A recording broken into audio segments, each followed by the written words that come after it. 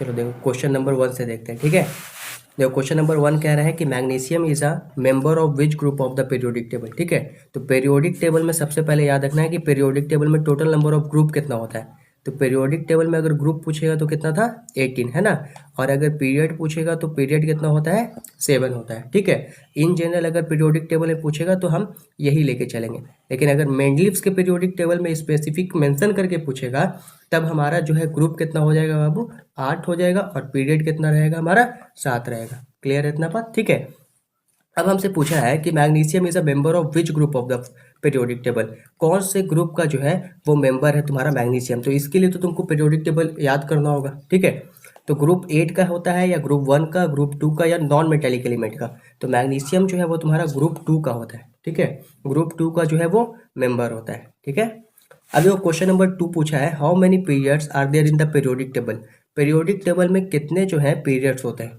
तो अभी हमने बताया चाहे मेंडलीव्स का पीरियोडिक टेबल हो चाहे हमारा long form of periodic table हो, ठीक है। तो दोनों जगह पे जो पीरियड्स है वो कितना होता है 7 होता है, ठीक है। क्लियर है इतना बात। अब आगे अब देखो क्वेश्चन 3 कह रहा है which of the following is not an ancient method of water harvesting, ठीक है।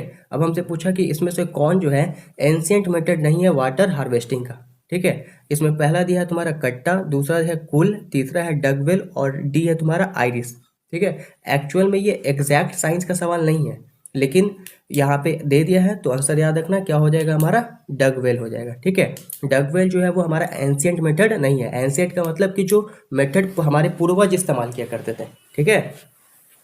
नेक्स्ट है question number 4, what was the objective of construction of Tehri dam. अब देखो यहाँ से कॉमन सेंस लगाना है। कोई भी डैम हो, डैम क्या होता है मल्टीपर्पज प्रोजेक्ट होता है ना। हम लोग पढ़ चुके हैं कि मल्टीपर्पज प्रोजेक्ट होता है, ठीक है। इन शॉर्ट एमबीपी हम कह सकते हैं इसको मल्टीपर्पज प्रोजेक्ट होता है। क्यों इसे मल्टीपर्पज प्रोजेक्ट हम लोग डैम को कह रहे थे, एसएसटी में पढ़ा था इसके बारे में कि ये इलेक्ट्रिसिटी जनरेट करता है, उसके अलावा लैंड इरिगेशन में भी काम आता है ना, और उसके अलावा वाटर सप्लाई में भी काम आता है। समझ में बात। तो इसका आंसर हमारा क्या हो जाएगा ऑल ऑफ दीज, इनमें से सभी, ठीक है। इन सभी में जो है वो डैम का काम आता है, ठीक है। अब क्वेश्चन नंबर 5 है। क्वेश्चन नंबर 5 का है what is the new concept of waste management. New concept क्या है वेस्ट मैनेजमेंट का। तो एक्चुअल में तो 5 आर होता है, लेकिन तुम लोग को जो है वो कितना आर पढ़ना है 3 आर ही पढ़ना है, ठीक है। और इसके बारे में ही हमने बताया था। तो 3 आर जो है, एक है तुम्हारा रीयूज, एक होता है तुम्हारा रिसाइकल और एक होता है रिड्यूस, ठीक है। तो यहाँ पे हमारा आंसर क्या हो जाएगा ऑल ऑफ दिस हो जाएगा, ठीक है। क्वेश्चन नंबर 6 है which of the following is a renewable resources. Renewable resources का मतलब होता है, देखो हिंदी में भी थोड़ा देख लेते हैं कि निम्नलिखित में से नवीकरणीय संसाधन कौन सा है। मतलब कि रीन्यूएबल रिसोर्सेज कौन सा है, ठीक है। तो रीन्यूएबल रिसोर्सेज का मतलब है वैसा रिसोर्सेज जिसे हम दोबारा से जनरेट कर सके, ठीक है। वैसे रिसोर्सेज जिसे हम लोग दोबारा से जनरेट कर सके, वैसे रिसोर्सेज को हम लोग क्या कहते हैं रीन्यूएबल रिसोर्सेज कहते हैं, ठीक है। वैसे रिसोर्सेज को हम लोग रीन्यूएबल रिसोर्सेज कहते हैं। समझ में बात। और इसमें ऑप्शन ए है कोयला, ऑप्शन बी है फॉरेस्ट, ठीक है। ऑप्शन सी है पेट्रोलियम और ऑप्शन डी में है तुम्हारा नॉन ऑफ दिस, ठीक है। तो कोयला को तो हम लोग दोबारा से जो है जनरेट नहीं कर सकते हैं, ठीक है। फॉरेस्ट को लेकिन हम लोग क्या कर सकते हैं दोबारा से जनरेट कर सकते हैं, ठीक है। मान लो अगर डिफॉरेस्टेशन हुआ तो हम लोग प्लांटेशन करके फॉरेस्ट को जनरेट कर सकते हैं। तो दैट्स वाई फॉरेस्ट जो है वो हमारा रीन्यूएबल रिसोर्सेज हो सकता है। तो हमारा राइट आंसर क्या हो जाएगा ऑप्शन नंबर बी, ठीक है। देखो क्वेश्चन नंबर 7, क्वेश्चन नंबर 7 कह रहा है which of the following is the main component of biogas. अब इसमें से पूछा है कि मेन कंपोनेंट कौन है बायोगैस का, ठीक है। Carbon dioxide, hydrogen sulphide, water vapour या मीथेन। तो सबसे पहले याद रखना कंपोनेंट ऑफ बायोगैस की अगर हम बात करें तो ये चारों जो है ना, ये चारों कंपोनेंट है बायोगैस का, चारों का चारों कंपोनेंट है बायोगैस का। लेकिन अगर मेन कंपोनेंट का बात करेंगे तो मेन कंपोनेंट हमारा मीथेन होता है, जो सबसे ज्यादा अमाउंट में प्रेजेंट होता है बायोगैस में, ठीक है। और मीथेन का फॉर्मूला याद रखना, क्योंकि हो सकता है पूछ ले तुम लोग से मीथेन का फॉर्मूला क्या होता है। तो मीथेन का फॉर्मूला होता है CH4, है ना। मीथेन का फॉर्मूला क्या होता है CH4 होता है। क्लियर इतना बात। उसके बाद नेक्स्ट क्वेश्चन कह रहा है कि पेप्टिक अल्सर हो सकता है, peptic ulcer can be cause by कम भोजन खाने से, या सामान्य भोजन खाने से, या लंबे समय तक भूखे रहने से, या इनमें से कोई नहीं, ठीक है। Eating less food, eating normal food, या प्रोलॉन्ग स्टार्वेशन। तो जब हम लंबे समय तक भूखे रहते हैं, ठीक है, वैसे केस में हमारे बॉडी में पेप्टिक अल्सर हो सकता है। समझिए आप, पेप्टिक अल्सर हो सकता है क्योंकि जब हम लंबे समय तक भूखे रहेंगे तो हमारा स्टमक हमेशा क्या करता है हाइड्रोक्लोरिक एसिड निकालते रहता है, और हमेशा हाइड्रोक्लोरिक एसिड निकालेगा तो मीडियम एसिडिक हो जाएगा, और एसिड कैन काउज्ड अल्सर, ठीक है, एसिड जो है वो अल्सर के लिए रिस्पॉन्सिबल है। समझ में आया बात। तो पेप्टिक अल्सर जो है वो किसके वजह से हो सकता है, प्रोलॉन्ग स्टारवेशन के वजह से हो सकता है। क्लियर है इतना बात। तो हमारा राइट आंसर क्या हो जाएगा, ऑप्शन नंबर सी। नेक्स्ट है तुम्हारा क्वेश्चन नंबर 9। क्वेश्चन नंबर 9 तो मिस प्रिंटिंग था, है ना। क्वेश्चन नंबर 9 छोड़ देते हैं, क्वेश्चन नंबर 10 डिस्कस करते हैं हम लोग। क्वेश्चन नंबर 10 में कहा है कि प्रकाश की किरणें चलती है, ये जो लाइट रेज है वो ट्रैवल करता है, कैसे ट्रैवल करता है, किसी भी डायरेक्शन में, या ऑब्लिक लाइन में, या स्ट्रेट लाइन में, या नॉन ऑफ दिस, ठीक है। तो लाइट रेज जो है वो हमेशा किस में ट्रैवल करता है, स्ट्रेट लाइन में ट्रैवल करता है, ठीक है। लाइट रेज जो है वो हमेशा किस में ट्रैवल करता है, स्ट्रेट लाइन में ट्रैवल करता है। क्लियर है इतना बात, है ना। क्वेश्चन नंबर 11 कह रहा है which type of mirror is a concave mirror, किस तरीके के मिरर को हम लोग कॉनकेव मिरर कहते हैं। ऑप्शन ए है डाइवर्जेंट, ऑप्शन बी है कन्वर्जेंट, ठीक है। तो हम लोग कन्वर्जेंट मिरर को, कौन से मिरर को बाबू, कन्वर्जेंट मिरर को हम लोग क्या कहते हैं, कॉनकेव मिरर कहते हैं। क्योंकि कॉनकेव मिरर जो है वो क्या करता है, कॉनकेव मिरर की अगर हम बात करें तो कुछ इस तरीके से होता है ना, इस तरीके से जो है तुम्हारा होगा। कॉनकेव मिरर जो है वो क्या करता है, कन्वर्ज करता है, जो भी लाइट रेज आता है उसको क्या करता है, कन्वर्ज करता है, ठीक है। इसी वजह से इसे क्या कहा जाता है, कन्वर्जेंट मिरर कहा जाता है। बट अगर हम यहाँ पे एक बात और बता देते हैं, क्योंकि हो सके अगले साल लेंस से सवाल पूछ ले, तो लेंस के केस में याद रखना, लेंस के केस में केस क्या होता है, उल्टा होता है, अपोजिट होता है ना। लेंस के केस में केस जो है अपोजिट होता है, ये बात को एकदम दिमाग में रखना है। क्लियर है इतना बात। नंबर 12, ठीक है। अब देखो क्वेश्चन नंबर 12 है which of the following type of mirror is use in the headlight of a car. तो यहाँ पे सवाल पूछा है कि किस तरीके के मिरर का इस्तेमाल किया जाता है कार के हेडलाइट में। तो कार के हेडलाइट का मोटिव क्या है, कार के हेडलाइट का ये मोटिव है कि वो क्या करे ना, लाइट को कन्वर्ज करके डिस्टेंस में थ्रो कर सके, है ना। तो लाइट को कन्वर्ज कौन करेगा, कनकेव मिरर करेगा, बिकॉज वही का तो नाम है कन्वर्जेंट मिरर, है ना। तो विच of the following type of mirror is use in the headlight of a car. Option A है कॉन्वेक्स मिरर, ऑप्शन बी है कॉनकेव मिरर, ऑप्शन सी है प्लेन मिरर, ऑप्शन डी है नॉन ऑफ दिस। तो हमारा right answer क्या हो जाएगा, concave mirror हो जाएगा, ठीक है, क्योंकि ये लाइट को कन्वर्ज करेगा। समझ में आया बात। और कॉन्वेक्स मिरर कहाँ करते हैं, तो कॉन्वेक्स मिरर का यूज होता है साइड मिरर में। समझ में, साइड मिरर में क्यों, क्योंकि कॉन्वेक्स मिरर क्या करता है, इमेज को छोटा करके दिखाता है ना। कॉन्वेक्स मिरर क्या करता है, इमेज को क्या करता है, ये इमेज को छोटा करके दिखाता है ना, छोटा करके दिखाता है, ठीक है, याद रखना। समझ में आया बात। अब प्लेन मिरर जैसा तुम्हारा इमेज जैसा रहेगा ऑब्जेक्ट वैसा रहेगा इमेज, प्लेन मिरर का ये केस है, ठीक है। तो इसका आंसर हो गया option number B.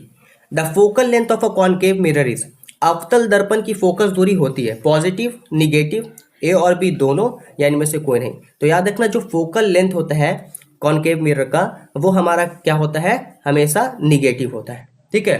Focal length जो है वो हमारा कॉनकेव मिरर का क्या हो जाएगा, निगेटिव हो जाएगा। नंबर 14 पढ़ते हैं विच mirror always form an image smaller than the object. अब देखो बोल दिया ना कि कौन सा मिरर जो है वो हमेशा इमेज को ऑब्जेक्ट से छोटा बनाता है। तो हम चाहें तो अपना पिछले वाले कॉन्सेप्ट को भी यहाँ पे लगा सकते हैं कि हम लोग क्या करते हैं, साइड मिरर में कौन सा मिरर यूज करते हैं, कॉन्वेक्स मिरर। क्यों यूज करते हैं, ताकि इमेज को वो छोटा करके दिखाए। तो कॉन्वेक्स मिरर का क्या काम हो गया कि इमेज को छोटा करके दिखाएगा। तो हमारा आंसर क्या हो जाएगा, ऑप्शन नंबर सी। बात समझ में आया। नेक्स्ट है the speed of light in air as compare to vacuum is. अब देखो इसमें कंफ्यूजन होता है, इसलिए इसको अच्छे से समझना है। पूछा speed of light in air में स्पीड ऑफ लाइट क्या होगा एज कंपेयर टू वैक्यूम के कंपेयर में लेस होगा, मोर होगा, या सेम होगा।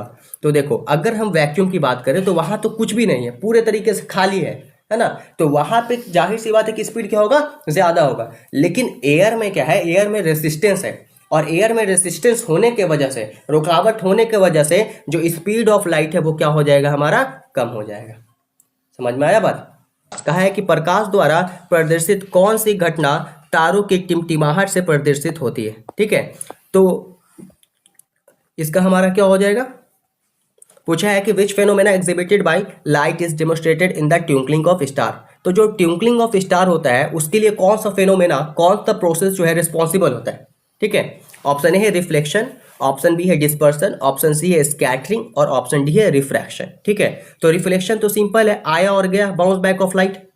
अगर हम बात करें यहाँ पे अर्थ है, ठीक है, यहाँ पे अर्थ है और यहाँ पे तुम्हारा क्या है, एटमोस्फेयर है ना, एटमोस्फेयर है, और यहाँ कहीं पे तुम्हारा स्टार है, ठीक है। स्टार से जब तुम्हारा आ रहा है लाइट रेस, ठीक है। स्टार से जब तुम्हारा लाइट रेज आ रहा है तो वो क्या करता है, धीरे धीरे बेंड करता है, धीरे धीरे रिफ्लेक्ट यहाँ पे एटमॉस्फेयर की वजह से बेंड करता है, और उसी बेंडिंग के वजह से हमें वो स्टार ट्विंकलिंग होते हुए नजर आता है। समझिए आप बात, अगर कोई इंसान यहाँ से खड़ा होकर देख रहा है तो उसे ट्विंकलिंग होते हुए दिखेगा। समझ में बात। तो ये किस वजह से हो पा रहा है, किस फिनोमेना की वजह से हो पा रहा है, रिफ्रैक्शन की वजह से हो पा रहा है, याद रखना, ठीक है। किसकी वजह से हो रहा है, रिफ्रैक्शन की वजह से। क्लियर है इतना, आगे बढ़ा जाए। अब देखो, the change that take place during adolescence are called, जो चेंज तुम्हारा एडोलेसेंस के दौरान होता है उस चेंज को हम लोग क्या कहते हैं, ठीक है। पूछा हमसे कि the change that take place during adolescence, adolescence के दौरान जो चेंज होता है, जो बदलाव होता है, उसे हम लोग क्या कहते हैं, डाइवर्सिटी कहते हैं, जर्मिनेशन कहते हैं, प्यूबर्टी कहते हैं, या इनमें से कोई नहीं। तो डाइवर्सिटी का मतलब क्या है, डाइवर्सिटी का मतलब है वेरिएशन, वैरायटी, है ना। समझ में बात। जर्मिनेशन का मतलब, जैसे फॉर एग्जांपल एक सीड है, ठीक है, उससे एक प्लांट का ग्रो करना, this process is known as germination, है ना। और सीड ग्रो कर रहा है तो उसे हम सीड जर्मिनेशन कह सकते हैं। तो इसे हम लोग कहते हैं प्यूबर्टी कहते हैं, इसे क्या कहते हैं, प्यूबर्टी कहते हैं, ठीक है। जो चेंज हमें एडोलेसेंस के दौरान देखने को मिलता है उसे हम लोग क्या कहते हैं, प्यूबर्टी कहते हैं। देखो, which of the following is an effective measure use in family planning, ठीक है। अब इसमें से पूछा है कि निम्नलिखित में से कौन से परिवार नियोजन साधनों में प्रभावी उपाय माना जाता है, ठीक है। डायफ्राम हो गया, कंडोम हो गया, या कॉपर टी लूप हो गया, और इनमें से सभी हो गया, ठीक है। तो देखो, ये जितने भी तुम्हारे यहाँ पे डिवाइस हैं, ठीक है, इन सभी का इस्तेमाल किया जाता है किस लिए, इन सभी का इस्तेमाल किया जाता है फैमिली प्लानिंग के लिए, ठीक है, फैमिली प्लानिंग के लिए। फॉर एग्जांपल, अगर किसी का शादी होता है, वो चाहता है कि हमें अभी जो है न्यू बॉर्न नहीं चाहिए, ठीक है, और वो गैप लेने की कोशिश करते हैं, या फिर तो वैसे केस में ये लोग क्या करते हैं, इन डिवाइस का इस्तेमाल करते हैं, ठीक है। याद रखना कि ये जो डिवाइस है इसका इस्तेमाल किया जाता है मेल एंड फीमेल दोनों कर सकते हैं, ठीक है, मेल एंड फीमेल दोनों, क्योंकि सवाल इससे इस तरीके का पूछा जा सकता है। लेकिन कॉपर टी जो है ये सिर्फ और सिर्फ कहाँ इम्प्लांट किया जाता है, फीमेल में लगाया जाता है, ठीक है। कॉपर टी सिर्फ और सिर्फ किस में लगता है, फीमेल में लगाते हैं, मेल में नहीं, ठीक है। डायफ्राम भी जो है वो किसके लिए आता है, तो डायफ्राम भी जो है वो भी किसके लिए आता है, फीमेल के लिए आता है। बात समझ में है ना, ये याद रखना, ठीक है। अब पूछा है कि व्हाट इज द, तो हाँ, आंसर इसका क्या हो जाएगा, ऑल ऑफ दिस हो जाएगा, ठीक है। What is the meaning of एटाविज्म, एटाविज्म का मतलब क्या होता है, ठीक है, एटाविज्म का अर्थ क्या है। तो इसका इंग्लिश नहीं दिया हुआ, सिर्फ हिंदी दिया हुआ, समझ लेना। संतति में जनकों के गुणों का आना, संतति में जनकों के गुणों का नहीं आना, या संतति में पूर्वजों के गुणों का आना जो जनकों में नहीं थे, ठीक है, या फिर इनमें से सभी। तो हमारा राइट आंसर हो जाता है संतति में पूर्वजों के गुणों का आना, ठीक है। जो पूर्वज है उनके गुण का आना, लेकिन वो गुण जो है वो जनक में नहीं थे, ठीक है। उसको हम लोग क्या कहते हैं, एटाविज्म कहते हैं, ठीक है। हो सकता है ये क्वेश्चन तुमको शॉर्ट में भी दे सकें, लेकिन हालांकि बहुत कम चांस है। अब लोग देखते हैं the genetic structure of an organism is called, ठीक है। तो जो जेनेटिक स्ट्रक्चर होता है किसी एक ऑर्गेनिज्म का, उसे क्या कहा जाता है, फिनोटाइप, जीनोटाइप, हेरिडिटी या डाइवर्सिटी, ठीक है। तो फिनोटाइप क्या होता है, तो फिनोटाइप जो है वो फिजिकल मेकअप होता है ना। ऊपर से जो हम देख रहे हैं वो क्या हो गया, हमारा फिनोटाइप हो गया। समझ में बात। जैसे कोई प्लांट जो है वो टॉल है या ड्वार्फ है, ठीक है, लंबा पौधा है या फिर बौना पौधा है ना। तो वो क्या हो गया, हमारा फिनोटाइप हो गया। लेकिन जब हम जेनेटिक स्ट्रक्चर की बात करते हैं किसी एक ऑर्गेनिज्म के, तो वो उसका क्या कहलाता है, जीनोटाइप कहलाता है। समझ में बात, वो उसका क्या कहलाता है, जीनोटाइप कहलाता है। क्लियर है इतना बात, ठीक है।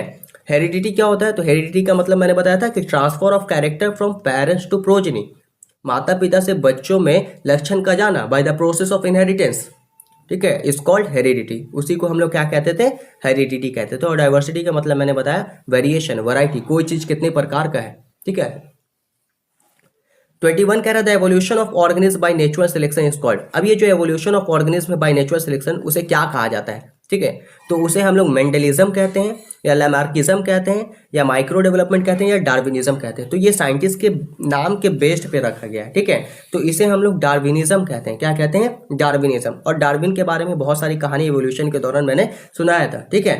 समझिए, गैलापागोस आइलैंड गए थे, 22 आइलैंड का सीरीज था, HMS बीगल नाम के शिप से गए थे, है ना। वहाँ पे उनको बीक कई सारे बर्ड्स दिखे थे जिनमें बीक में मॉडिफिकेशन था, ठीक है। और उन्होंने क्या दिया था, उन्होंने थ्योरी ऑफ नेचुरल सिलेक्शन दिया था। ये भी पूछ सकता है कि थ्योरी ऑफ नेचुरल सिलेक्शन किसके द्वारा दिया गया, डार्विन साहब के द्वारा, ठीक है। उसके अलावा theory of use and disuse of organ किसके द्वारा दिया गया था, जिसका एग्जाम्पल जिराफ था, लैमार्क के द्वारा, ठीक है। और मेंडलिज्म का कहानी याद रखना, मेंडलिज्म का कहानी क्या है, मेंडल की बात अगर हम करें, ठीक है, तो मेंडल किस पौधे पे काम कर रहे थे, याद है, गार्डन पी प्लांट पे, है ना, गार्डन पी प्लांट पे जो है वो मेंडल काम कर रहे थे, क्लियर है इतना बात, है ना, गार्डन पी प्लांट पे जो है वो मेंडल काम कर रहे थे, ये पूछता है, ठीक है। मेंडल ने कितने कैरेक्टर को लिया था, तो 7 कैरेक्टर को लिया था, है ना, कितने कैरेक्टर को लिया था, 7 कैरेक्टर को लिया था। ट्रेड कितना था, 14 ट्रेड था। पी प्लांट का साइंटिफिक नेम क्या है, पी प्लांट का साइंटिफिक नेम पाइसम सटाइवम है, पाइसम सटाइवम, है ना, इतना बात को याद रखना है, ये सब बात को समझ में आया बात। अब आगे है the chemical which show bio magnification, कौन सा केमिकल है जो बायो मैग्निफिकेशन शो करता है, CFC, ADP, ATP या DDT, ठीक है। तो यहाँ पे ये तो एकदम क्लियर कट है कि बायो मैग्निफिकेशन कौन सा केमिकल शो करता है, बायो मैग्निफिकेशन जो है हमारा शो करता है तुम्हारा DDT, ठीक है, DDT जो केमिकल है ना ये बायो मैग्निफिकेशन शो करता है। ATP क्या है, energy currency of the cell, सीधा सवाल आता है, which of the following is energy currency of the cell, ATP, ठीक है। ATP का फुल फॉर्म होता है एडिनोसिन ट्राइफॉस्फेट। CFC के बारे में याद रखना, क्लोरोफ्लोरोकार्बन हार्मफुल गैस है, कहाँ से निकलता है, इसका भी सवाल आता है ना, क्लोरोफ्लोरोकार्बन का भी सवाल आता है, CFC इसका हार्मफुल गैस है, कहाँ कहाँ से निकलता है, तो तुम्हारा रेफ्रिजरेटर से निकलता है, ठीक है, फ्रिज से निकलता है, जेट इंजन से निकलता है, समझ में आ बात, क्लोरोफ्लोरोकार्बन याद रखना, क्लियर है इतना बात, ठीक है। प्राइमरी कंज्यूमर्स और कॉल्ड, प्राइमरी कंज्यूमर्स को हम लोग क्या कहते हैं, यानी प्राथमिक उपभोक्ता कहलाते हैं, क्या कहलाते हैं, डिकम्पोजर, ओमनीवोरस, कार्निवोरस या वेजिटेरियन। अब देखो यहाँ पे कंफ्यूज करने के लिए तुम लोग को हार्बीवोरस के जगह पे बाबू, हार्बीवोरस की जगह पे दे दिया क्या, वेजिटेरियन दे दिया, है ना, हार्बीवोरस की जगह पे क्या दे दिया, वेजिटेरियन दे दिया, कंफ्यूज करने के लिए, और यहाँ पे बच्चा गलती कर दिया, ठीक है। तो याद रखना प्राइमरी कंज्यूमर्स कौन है, प्राइमरी कंज्यूमर्स हम उसे कहते हैं जो सबसे पहले क्या कर रहे हैं, जो प्रोड्यूसर्स से उन्हें कंज्यूम कर रहे हैं, है ना, उसे हम लोग क्या कहते हैं, प्राइमरी कंज्यूमर। तो वो प्रोड्यूसर्स को खा रहे, प्रोड्यूसर्स कौन होते हैं, प्लांट्स होते हैं, तो उन्हें खा रहे हैं, तो उन्हें खाने वाले हर्बीवोरस है, और जो प्लांट्स को खाते हैं उन्हें हम लोग वेजिटेरियन भी कहते हैं, तो हमारा राइट आंसर क्या हो जाएगा, वेजिटेरियन, ठीक है। इसका व्यापक उपयोग होता है, क्लोरोफ्लोरोकार्बन का इस्तेमाल कहाँ करते हैं हम लोग, ठीक है, पूछा है, जेट इंजन में करते हैं, रेफ्रिजरेटर में करते हैं, या फिर एयर कंडीशनर में, या फिर सभी में, ठीक है। तो क्लोरोफ्लोरोकार्बन का इस्तेमाल जो है तुम्हारा जगह पे हो रहा है ना, सारे जगह पे हो रहा है क्लोरोफ्लोरोकार्बन का इस्तेमाल। अब देखो क्वेश्चन नंबर 25 कह रहा है, if the focal length of the lens is f, अगर फोकल लेंथ जो है एक लेंस का वो क्या है, f है, ठीक है, एंड पावर इज p, और पावर क्या है, p है, ठीक है, तो क्या होगा, f plus p equal to 0.5 होगा, या f into p equal to 1 होगा, या p plus f equal to 1 होगा, या p plus f equal to 2 होगा। अब देखो इन जनरल हम लोग पावर का फॉर्मूला क्या जानते हैं, p इक्वल टू हमारा क्या होता है, 1/f होता है, ठीक है, तो मतलब ये इधर डिवाइड में उधर जाएगा तो क्या हो जाएगा, मल्टीप्लाई में, तो p into f, p into f equal to 1 हम लिख सकते हैं, है ना, तो यही हमारा हो जाएगा पावर, ठीक है। तो ये क्या हो गया हमारा, f into p equal to 1, बात बराबर है, ठीक है। तो हमारा राइट आंसर क्या हो जाएगा, ऑप्शन नंबर बी। क्वेश्चन 26 क्या है, which part of camera act like the retina of the eye. अब पूछा कि कौन सा पार्ट जो है कैमरा का वो आई के रेटिना की तरह काम करता है, समझी बात को, कौन से पार्ट जो है कैमरा का वो किसके तरह काम करता है, आई के रेटिना की तरह काम करता है, ठीक है।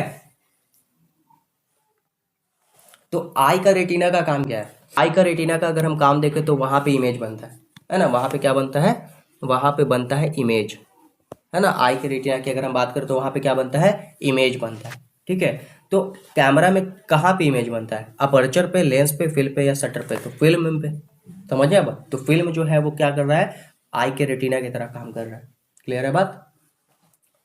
नेक्स्ट है, for a healthy human I the near point and far point is respectively. एक हेल्दी ह्यूमन आई के लिए नियर पॉइंट और फार पॉइंट क्या होता है, 0 अनंत, 0 and infinity, 25 centimetre and 250 centimetre, और 25 सेंटीमीटर एंड इन्फिनिटी, और 0 25 सेंटीमीटर। तो ये मैंने बताया था कि सबसे पास में 25 सेंटीमीटर तक क्लियर विजिबिलिटी, और अगर हम दूर की बात करें तो इन्फिनिटी तक, ठीक है। तो हमारा right answer option number C हो जाएगा। आगे कह रहा है, to an astronaut standing on the moon. अब एक एस्ट्रोनॉट है वो मून पे खड़ा है और वहां से जो है स्काई को देख रहा है, कैसा दिखेगा, रेड, ब्लू, ब्लैक और वाइट, ठीक है। तो वहां से उसको कैसा दिखेगा, ब्लैक दिखेगा, ठीक है, वहां से उसको कैसा दिखेगा, स्काई ब्लैक दिखेगा, क्लियर है बात। और यही अगर तुमसे पूछ ले कि एक मैन है वो अर्थ पे खड़ा है और यहाँ से स्काई को देख रहा है, तब वो कैसा दिखेगा, तो वो ब्लू हो जाएगा, है ना। Is accommodative ability of the eye causes. Accommodative ability का मतलब क्या होता है? Far sightedness, presbyopia, near sightedness या कलर ब्लाइंडनेस। तो कलर ब्लाइंडनेस तो एक जेनेटिक डिसऑर्डर है, ये खत्म हो जाएगा, इसका तो कोई बात ही नहीं है यहाँ पे, ठीक है। ये कैसा डिसऑर्डर है? जेनेटिक डिसऑर्डर है, ठीक है। नियर साइटेडनेस और फार साइटेडनेस भी नहीं होगा, इसका राइट आंसर होगा प्रेस बायोपिया, ठीक है। क्योंकि अगर लेंस चेंज नहीं कर पा रहा है तो वो दोनों तरीके के प्रॉब्लम को कॉज करेगा, ना ही पास का सही से दिखेगा, ना ही दूर का सही से दिखेगा, ठीक है। तो दैट्स वाई हमारा राइट आंसर क्या हो जाएगा?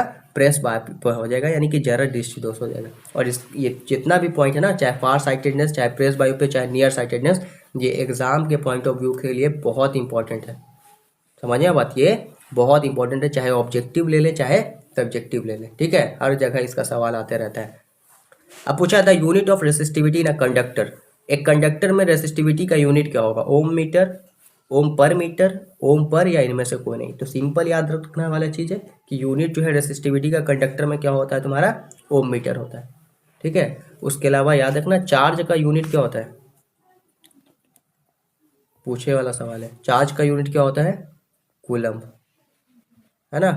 किससे लिखते हैं? सी से लिखते हैं, ठीक है। समझे आप बात, याद रखना। करंट का यूनिट क्या होता है? करंट का यूनिट क्या होता है? याद है? करंट का यूनिट होता है एम्पियर। क्यों डिस्कस कर रहे हैं? क्योंकि आसपास सवाल आ सकता है ना, समझिए बात, आसपास सवाल आ सकता है। तो करंट का एम्पियर और चार्ज का क्या हो जाएगा? कूलम्ब हो जाएगा। क्लियर है कि एक जूल में कितनी कैलोरी होती है? How many calories are there in 1 joule, ठीक है। तो कितना जो है तुम्हारा कैलोरी होता है 1 जूल में? तो याद रखना 0.23, ठीक है। सीधा ये याद रखना है। आगे कह रहा है कि the filament in an electric bulb is made of which of the following metal. मैंने जब इलेक्ट्रिक बल्ब पढ़ाया था तो बताया था कि जो फिलामेंट होता है उसमें वो कौन से मेटल का बना होता है? एल्यूमिनियम, टंगस्टन, कॉपर, वो बना होता है टंगस्टन का, है ना। टंगस्टन का बना होता है, जिसका मेल्टिंग पॉइंट काफ़ी ज़्यादा क्या होता है बाबू? हाई होता है ना। अब बोल रहा है double circulation is not found in. Double circulation जो है वो हमें कहाँ नहीं देखने को मिलता है, ठीक है। कहाँ नहीं देखने को मिलता है, याद रखना। नॉट इज पे एग्जाम में ज़्यादा ध्यान देना है। Double circulation is not found in, ठीक है। दोहरा परिसंचरण नहीं पाया जाता है मेढक में, मछली में, या फिर पक्षी में, या मनुष्य में। तो इसका हमारा राइट आंसर क्या हो जाएगा? फिश हो जाएगा। क्योंकि जब हम फिश की बात करते हैं तो यहाँ पे कौन सा सर्कुलेशन देखने को मिलता है हमें? सिंगल सर्कुलेशन देखने को मिलता है ना। सिंगल सर्कुलेशन हमें देखने को मिलता है, ठीक है। या उसके अलावा यहाँ से एक और सब्जेक्टिव में सवाल आ सकता है तुमसे, हार्ट से रिलेटेड आ सकता है, ठीक है। हार्ट से रिलेटेड आ सकता है ना। तो देखो, अच्छा यहाँ पे हार्ट से रिलेटेड तो एक सवाल आ ही सकता है। क्या क्या हार्ट से रिलेटेड सवाल आ सकता है? कि हार्ट में कितने चैम्बर है, ये सब पूछा जा सकता है तुमसे, इजी इजी, है ना। हार्ट में 4 चैम्बर होते हैं, ये याद रखना, ठीक है। 2 एट्रियम होते हैं, 2 वेंट्रिकल होता है, राइट एट्रियम और लेफ्ट एट्रियम, राइट वेंट्रिकल और लेफ्ट वेंट्रिकल, ठीक है। यहाँ से एक और सवाल याद रखना बाबू कि इससे रिलेटेड, सर्कुलेशन और हार्ट सब से रिलेटेड, ठीक है। ये पूछा जा सकता है कि लार्जेस्ट आर्टरी कौन सा होता है? लार्जेस्ट आर्टरी कौन सा होता है? तो लार्जेस्ट आर्टरी जो है वो हमारा अओर्टा है, ठीक है। ये क्या है? अओर्टा। और लार्जेस्ट वेन कौन सा होता है? लार्जेस्ट वेन हमारा होता है superior and inferior vena cava. तो हम उसको वेना कावा लिख देते हैं, वेना कावा, ठीक है। वेना कावा, क्लियर है बात, है ना। तो बॉडी का जितना भी ब्लड है वो फाइनली वेना कावा से होते हुए, सुपीरियर वेना कावा और इन्फीरियर वेना कावा से होते हुए कब वो कहाँ पहुँचता है? राइट एट्रियम में पहुँचता है, ठीक है। समझ में बात, ये याद रखना है। अब आगे देखो, कह रहा है कि from where does urea enter the blood. अब सवाल पूछा कि यूरिया जो है वो कहाँ से इंटर करता है ब्लड में? यूरिया रक्त में कहाँ से प्रवेश करता है? विकृत यानी किडनी से, लंग्स से, तो लंग्स का तो कोई सवाल ही पैदा नहीं है ना, उसका काम ही अलग है। लीवर से और नॉन ऑफ दिस, तो सवाल यही दोनों तक टिका है, किडनी और लीवर से, है ना। तो कहाँ से यूरिया जो है वो पास करता है ब्लड में? लीवर से, है ना। कहाँ से पास करता है? लीवर से। अच्छा, किडनी का काम क्या होता है? तो किडनी का काम होता है, अगर पूछेगा तो यूरिन को फिल्टर करना, ठीक है। यूरिन को क्या करना? फिल्टर करना। समझ में बात, यूरिन को फिल्टर करता है, किडनी यूरिन को बनाता है। समझ में बात। और ये सब पूछ सकता है तुमसे कि एक किडनी में कितना नेफ्रॉन होता है? 10 लाख नेफ्रॉन होता है। कितना नेफ्रॉन होता है? 10 लाख नेफ्रॉन होता है, ठीक है। नेफ्रॉन याद रखना, न्यूरॉन नहीं। न्यूरॉन जो है वो पार्ट हो जाएगा तुम्हारा ब्रेन और स्पाइनल कॉर्ड, नर्वस सिस्टम का पार्ट हो जाएगा, ठीक है। समझिए बात। 10 लाख नेफ्रॉन होता है, यानी कि 1 मिलियन नेफ्रॉन होता है एक किडनी में, ठीक है। एक किडनी का बात कर रहे हो बाबू, समझ आप बात, ठीक है। और लीवर के बारे में याद रखना है कि लीवर जो है तुम्हारा, है ना, लीवर के बारे में यहाँ पे लिख देते हैं कि लीवर जो है उसके बारे में याद रखना कि ये लार्जेस्ट ग्लैंड होता है। ये भी एक सवाल पूछा जा सकता है। लार्जेस्ट ग्लैंड होता है, सबसे बड़ी ग्रंथि होती है, ठीक है। और इसका वजन कितना होता है लीवर का, तो 1.2 से लेके 1.5 kg तक हो सकता है, ठीक है। समझिए आप बात। हाँ, और लीवर क्या निकालता है, लीवर से खूब सवाल बनता है। लीवर क्या निकालता है, लीवर बाइल जूस निकालता है। क्या निकालता है, बाइल जूस। और एक और सवाल पूछेगा कि बाइल जूस क्या करता है, तो bile juice emulsification of fat करता है, फैट का ब्रेक डाउन करता है ना। क्लियर है इतना बात सारा चीज। क्वेश्चन नंबर 35 कह रहा है कि वेयर डज ग्लूकोज रीअब्जॉर्प्शन अकर, ठीक है। ग्लूकोज का जो रीअब्जॉर्प्शन है वो कहाँ होता है, पीसीटी में, डीसीटी में, लूप ऑफ हेनले में, या सभी में। तो देखो, अगर हम बात करें पीसीटी, डीसीटी, हेनलेस लूप और या सभी का, तो ये सारा का सारा किसका पार्ट है, ये सारा का सारा पार्ट है नेफ्रॉन का, है ना। ये सबका सब किसका पार्ट है, नेफ्रॉन का पार्ट है ना। तो नेफ्रॉन का पार्ट है। और हमसे पूछा है कि ग्लूकोज का रीएब्जॉर्प्शन कहाँ होता है, तो ग्लूकोज का जो रीएब्जॉर्प्शन होता है वो कौन से पार्ट में होता है, प्रॉक्सिमल कॉन्वोल्यूटेड ट्यूब्यूल यानी पीसीटी में होता है। हालांकि इस तरीके, ठीक है, लेकिन आगे है तो याद रखना है कि ये कहाँ होता है रीएब्जॉर्प्शन ग्लूकोज का, प्रॉक्सिमल कॉन्वोल्यूटेड ट्यूब्यूल यानी कि पीसीटी में होता है। क्लियर है इतना बात, ठीक है।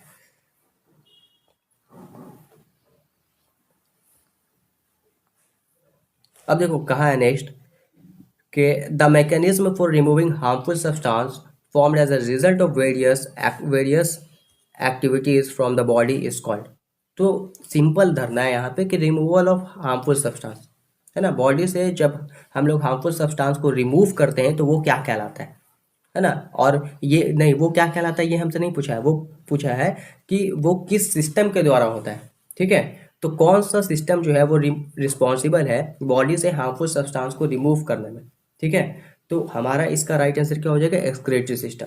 एक्सक्रीटरी सिस्टम का काम होता है कि जो हार्मफुल सब्सटेंस है हमारे बॉडी का, ठीक है, उसको क्या करता है, ये रिमूव करता है। डाइजेस्टिव सिस्टम का काम है खाना को पचाने का, है ना। सर्कुलेटरी सिस्टम का काम है ब्लड को पूरे बॉडी में पंप करने का, ठीक है, न्यूट्रिशन को प्रोवाइड करने का। नर्वस सिस्टम का काम है बाबू कंट्रोल एंड कोऑर्डिनेशन को मेंटेन करने का, ठीक है। तो ये सारा का काम याद रखना बेसिकली, ठीक है। नेक्स्ट क्वेश्चन है कि what can happen due to spinal cord injury. अब कहा है कि अगर स्पाइनल कॉर्ड में इंजरी हो जाता है ना, तो उसके वजह से क्या होगा, ग्वाइटर हो जाएगा, डॉर्फिज्म हो जाएगा, डायबिटीज हो जाएगा, या पैरालिसिस हो जाएगा। तो सिंपल याद रखना है कि स्पाइनल कॉर्ड में अगर इंजरी होता है तो सीधा का सीधा क्या हो जाएगा, पैरालिसिस हो जाएगा, यानी लकवा मार देगा, ठीक है। डायबिटीज किस कारण से हो सकता है, तो ये भी सवाल आ सकता है, इंसुलिन की कमी से। किसकी कमी से, इंसुलिन के कमी से, ठीक है। इंसुलिन अगर कम हो गया तो क्या हो जाएगा, डायबिटीज हो जाएगा, ठीक है। इंसुलिन अगर कम हो गया तो क्या हो जाएगा, डायबिटीज। इंसुलिन क्या होता है, तो इंसुलिन हार्मोन है। इंसुलिन क्या है, हार्मोन है। कहाँ से निकलता है इंसुलिन, तो इंसुलिन हार्मोन जो है वो निकलता है पैनक्रियास से। कहाँ से निकलता है, पैनक्रियास से, ठीक है। इतना ही जानना, बाकी बहुत सारी बातें हैं। डॉर्फिज्म जो है वो कैसे होगा, अगर किसी में ग्रोथ हार्मोन को शॉर्ट में जीएच लिख देते हैं, अगर किसी में ग्रोथ हार्मोन कम निकला तो वो बौना हो जाएगा, ठीक है, डॉर्फिज्म हो जाएगा। ग्वाइटर क्यों होता है, ग्वाइटर होता है आयोडीन की कमी से, ठीक है। और यहाँ पे जितना भी पॉइंट लिखा है सारा से सवाल बनता है, ठीक है, सारा से सवाल बनता है। क्लियर है। मनुष्य के शरीर की सबसे बड़ी ग्रंथि है, देखो आ गया सवाल, है ना। अभी हमने बताया कि लार्जेस्ट ग्लैंड जो ह्यूमन बॉडी का है वो कौन है, एड्रिनल है, लीवर है, ओवरी या पैनक्रियास है। तो हमारा इसका राइट आंसर क्या हो जाएगा, लीवर। मैंने अभी बताया, है ना, ठीक है, याद रखना। उसके अलावा पैनक्रियास के बारे में एक और बात याद रखना कि पैनक्रियास जो है वो मिक्स्ड ग्लैंड है। इसको हम लोग क्या कहते हैं, मिक्स्ड ग्लैंड कहते हैं। Why it is known as mixed gland, because it act as both exocrine and heterocrine.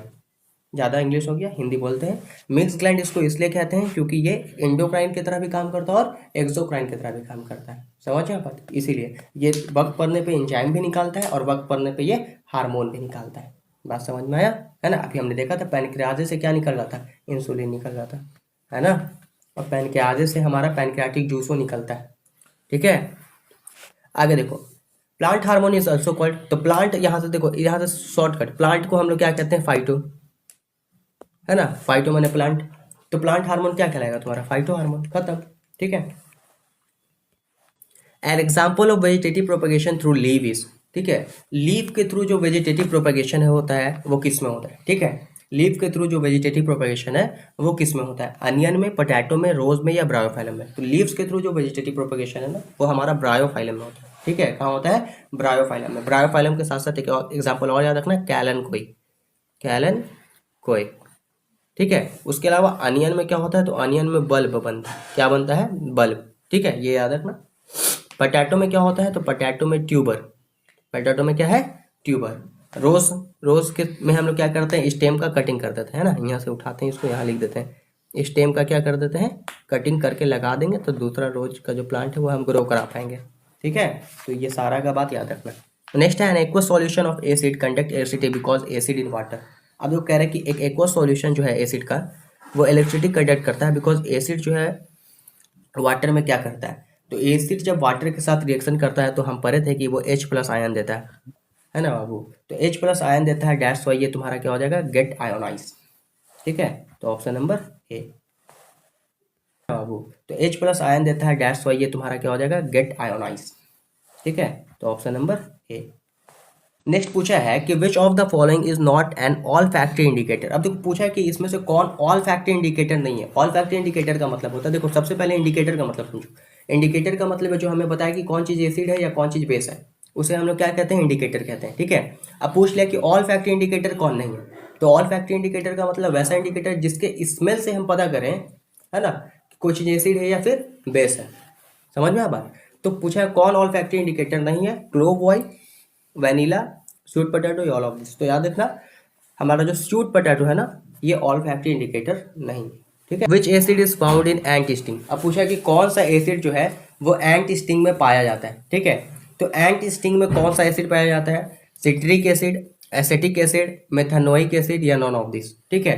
तो यहाँ पे बच्चा गलती कर दिया, क्या गलती कर दिया, उसको ये नहीं पता था कि मेथनोइक एसिड को ही हम लोग फॉर्मिक एसिड कहते हैं, मेथेनोइक एसिड को ही हम लोग क्या कहते हैं, फॉर्मिक एसिड कहते हैं। डैश वाई हमारा आंसर क्या हो जाएगा, मेथेनोइक एसिड।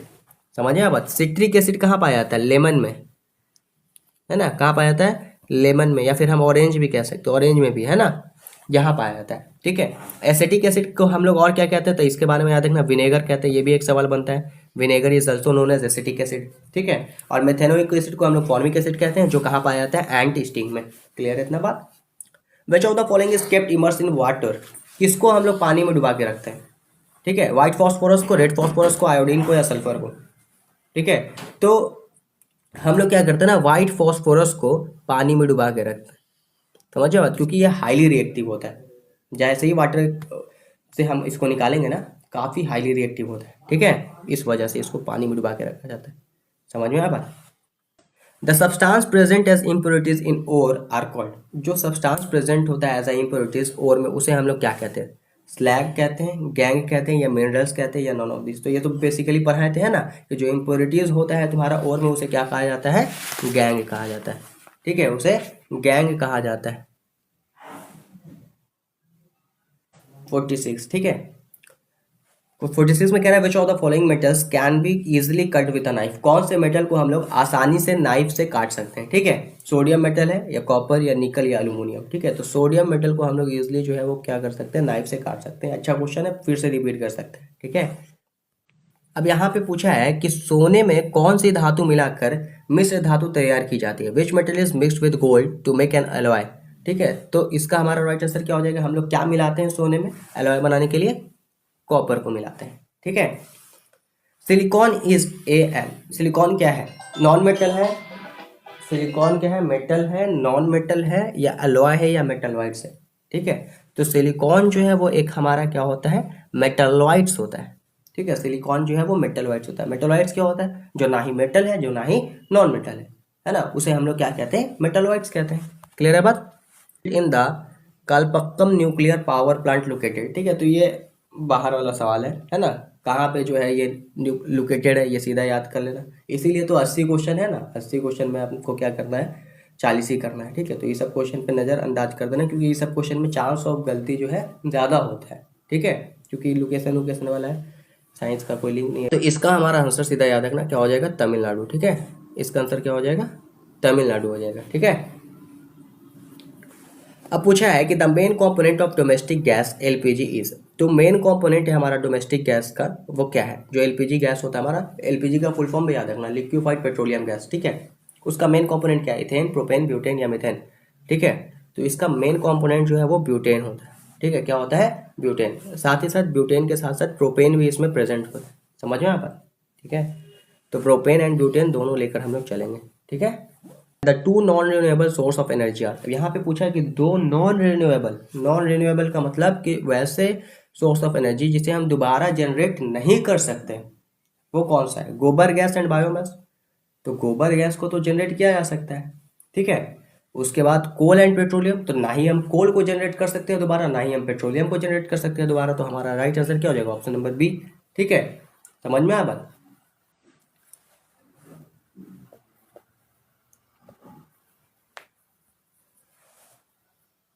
क्वेश्चन नहीं रह गया। अब देखो क्या, which type of reaction is respiration. ये सवाल हमने पहले भी किया है कि किस लोग किस तरीके के रिएक्शन कहते हैं, है ना? जो रिस्पायरेशन है वो किस तरीके का रिएक्शन है? कॉम्बिनेशन रिएक्शन है, रिडक्शन है, या फिर एंडोथर्मिक है, या फिर ऑक्सीडेशन। ठीक है, तो जो रिस्पायरेशन हमारा होता है वो कैसा रिएक्शन होता है? वो हमारा ऑक्सीडेशन रिएक्शन होता है। ठीक है, एंडोथर्मिक रिएक्शन जहाँ हम लोग हीट देते हैं। ठीक है, एंडोथर्मिक रिएक्शन जहाँ हम लोग क्या करते हैं? हीट देते हैं। समझ आए बात? ठीक है, रेस्पायरेशन में क्या होता है? रेस्पायरेशन में जो ग्लूकोज है अगर हम लिख के दिखाएं C6H12O6, इस ग्लूकोज को हम ऑक्सीजन दे के तोड़ते हैं, ऑक्सीजन दे रहे हैं, दैट्स वाई ऑक्सीडेशन। समझ आए बात? Gain of oxygen. समझ में आया? किस में तोड़ते हैं? कार्बन डाइऑक्साइड और एटीपी में तोड़ते हैं। बात समझ में आ गया? ठीक है, आगे क्या कह रहे हैं? compounds formed by transfer of electron are called। अब यहाँ पे देखो शेयर का बात नहीं किया है, यहाँ पे बोला है कि ट्रांसफर ऑफ इलेक्ट्रॉन, इलेक्ट्रॉन के ट्रांसफर से जो कंपाउंड बन रहा है ना, उसे हम लोग क्या कहेंगे? ऑर्गेनिक, कोवेलेंट, इलेक्ट्रोवैलेंट, या नॉन ऑफ दिस? तो उसे हम लोग इलेक्ट्रोवैलेंट कहेंगे। क्या कहेंगे? इलेक्ट्रोवैलेंट। जहाँ शेयरिंग का बात हो जाएगा ना, जहाँ शेयरिंग का, ठीक है, तो वहां पे कोवेलेंट हो जाएगा, लेकिन जब ट्रांसफर हो रहा है तो वो क्या हो जाएगा? इलेक्ट्रोवैलेंट। और इलेक्ट्रोवैलेंट को हम लोग एक और नाम से जानते हैं, आयोनिक कंपाउंड। इसी को क्या कहा जाता है? आयोनिक कंपाउंड भी कहा जाता है। ठीक है, ये याद रखते चलो। विच of the following reaction is an example of decomposition reaction. Decomposition reaction क्या होता है? जहाँ पे ब्रेक डाउन होगा। ठीक है, तो यहाँ तो ब्रेक डाउन नहीं हो रहा है, यहाँ भी ब्रेक डाउन नहीं हो रहा है, यहाँ भी नहीं, यहाँ पे हो रहा है ना? ठीक है, तो ये हमारा क्या हो जाएगा? तुम्हारा डीकम्पोजिशन रिएक्शन होगा, एग्जाम्पल हो जाएगा। ठीक है, अब बोला है कि if a horizontal magnet hanging freely in air always come to rest in. अगर हम एक हॉरिजॉन्टल मैग्नेट को हैंग कर दें, ठीक है, मतलब लटका दें फ्रीली एयर में, तो वो कैसे रेस्ट में आएगा? किसी भी डायरेक्शन में आ सकता है, या ईस्ट वेस्ट डायरेक्शन में, या नॉर्थ साउथ डायरेक्शन में, तो नॉन ऑफ दिस। तो हमारा राइट आंसर क्या हो जाएगा? North south direction. ठीक है, जब हम एक फ्रीली मैग्नेट को हैंग कर देते हैं तो वो किस डायरेक्शन में आ जाता है? नॉर्थ साउथ डायरेक्शन में। If a compass is placed near a wire carrying electric current then the compass needed.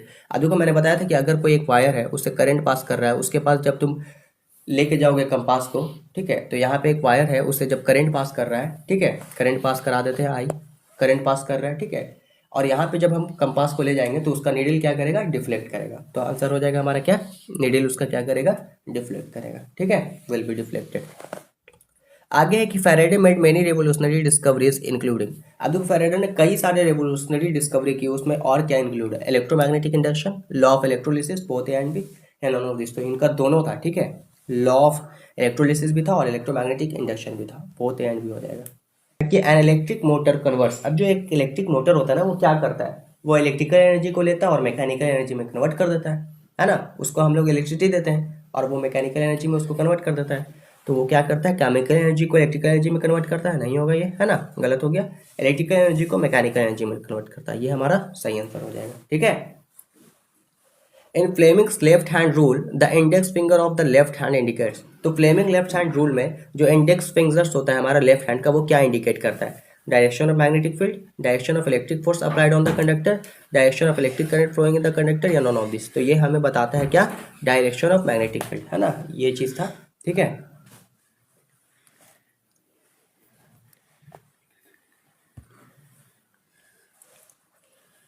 when electric current flow through a conducting wire, what type of magnetic field is generated above and below the wire। ठीक है, तो किस तरीके का जो है electric field generate होगा above and below the wire। ठीक है, मतलब ऊपर और नीचे वायर के। अपोजिट टाइप, सिमिलर टाइप, या नॉन ऑफ एनी काइंड, या नॉन ऑफ दिस। ठीक है, तो यहाँ पे अपोजिट टाइप्स के, ठीक है, अपोजिट टाइप्स का जो है इलेक्ट्रिक फील्ड जो है तुम्हारा एबव एंड बिलो क्या होगा, जनरेट होगा। समझ, अब कह रहे हैं कि what type of energy source is hydro electric energy. Hydro electric energy जो है वो कैसा सोर्स है, renewable, non renewable, both A and B, या फिर नॉन ऑफ दिस। तो हाइड्रो वाटर जो है उसे तो वापस रिन्यू किया जा सकता है बाय द वाटर साइकिल, है ना।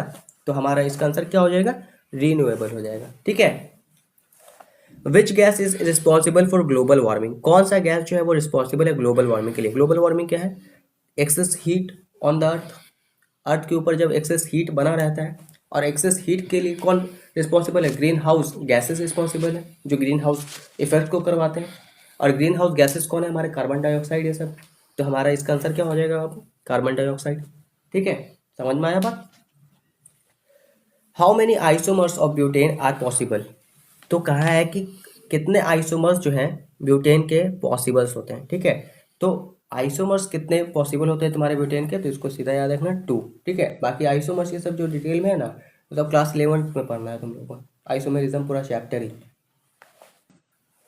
The shape of methane molecules, अब देखो मीथेन का शेप पूछा तो क्या हो सकता है शेप, यही होगा ना,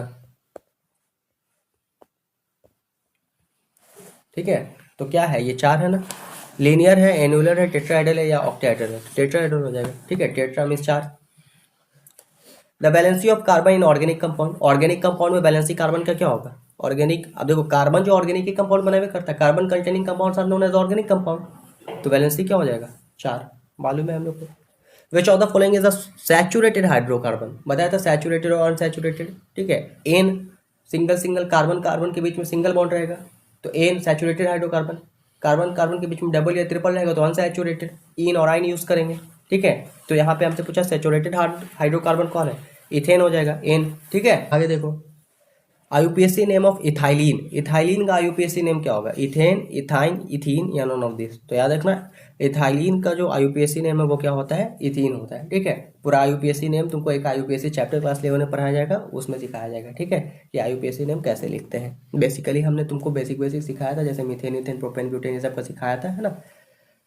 आगे कह रहे हैं कि which was the defects of Mendeleev periodic table, Mendeleev के आवर्त सारणी की एक कमी क्या थी। Not giving proper place to oxygen, उन्होंने ऑक्सीजन को प्रॉपर प्लेस नहीं दिया था। Not giving proper place to chlorine, और प्रॉपर प्लेस क्लोरीन को नहीं दिया था। या not giving proper place to hydrogen, उन्होंने प्रॉपर प्लेस जो है हाइड्रोजन को नहीं दिया था। तो ये हमारा राइट आंसर हो जाएगा। लंबे समय तक प्रॉब्लम यही रहा था कि हाइड्रोजन को जगह ही नहीं मिल रहा था पीरियोडिक टेबल में, ठीक है। Octet rule was propose by, नाम से कह रहा है, octet rule was propose by, किसने दिया, न्यूलैंड ऑक्टेव, पढ़ाए थे हम लोग, है ना, न्यूलैंड लॉ ऑफ ऑक्टेव पढ़ाए थे। तो ऑक्टेट रूल किसने दिया है, तुम्हारे न्यूलैंड साहब ने दिया है ना, ऑप्शन नंबर बी, ठीक है। Which of the following compound would be the most basic, कौन जो है तुम्हारा इसमें से मोस्ट बेसिक कंपाउंड है, ठीक है।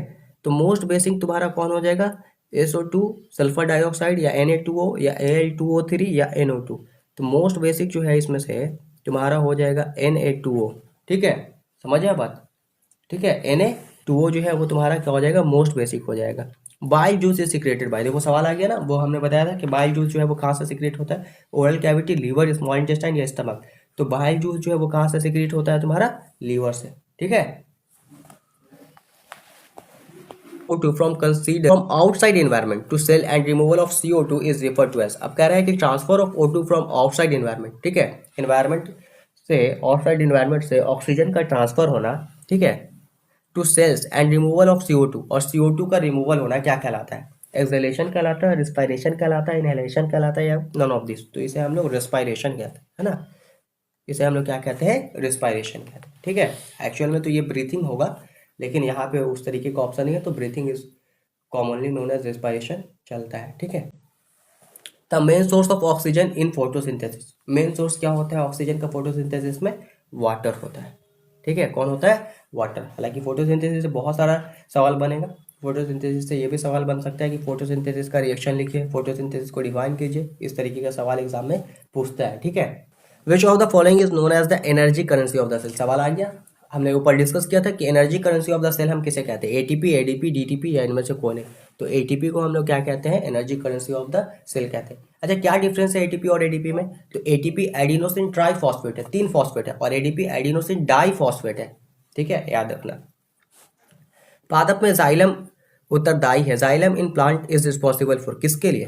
तो देखो हमने बताया था फास्ट से फ्लोएम, फास्ट से फूड, ठीक है, आजाद से जाइलम, दूसरी तरफ वाटर और मिनरल्स हो जाएगा। तो जाइलम जो है वो किसके लिए रिस्पॉन्सिबल होता है? Carrying of water and minerals, option number D, ठीक है। क्योंकि इस तरीके की गलती बहुत एग्जाम में करता है बच्चा कि जाइलम होगा कि फ्लोएम होगा, बहुत कंफ्यूजन, तो कंफ्यूजन नहीं लेके चलना है। फास्ट से फ्लोएम, फास्ट से फूड, एक एक जोन क्लियर रहेगा, दूसरा जोन अपने क्लियर हो गया, है ना।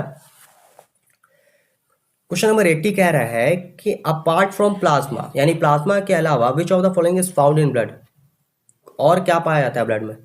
व्हाइट ब्लड सेल बिल्कुल पाया जाता है, रेड ब्लड सेल भी पाया जाता है, ब्लड प्लेटलेट भी पाया जाता है, और ऑल ऑफ दिस, तो ऑल ऑफ दिस हो जाएगा, ठीक है। ब्लड प्लेटलेट का क्या काम होता है? कोगुलेशन ऑफ ब्लड, ब्लड को जमाने का काम करता है, ठीक है। सारा का दूसरा नाम याद रखना, डब्ल्यूबीसी का दूसरा नाम क्या था? ल्यूकोसाइट, आरबीसी का एरिथ्रोसाइट, और ब्लड प्लेटलेट यानी प्लेटलेट का नाम होता है थ्रोम्बोसाइट, ठीक है। इतना बेसिक बात याद रख के चलना है।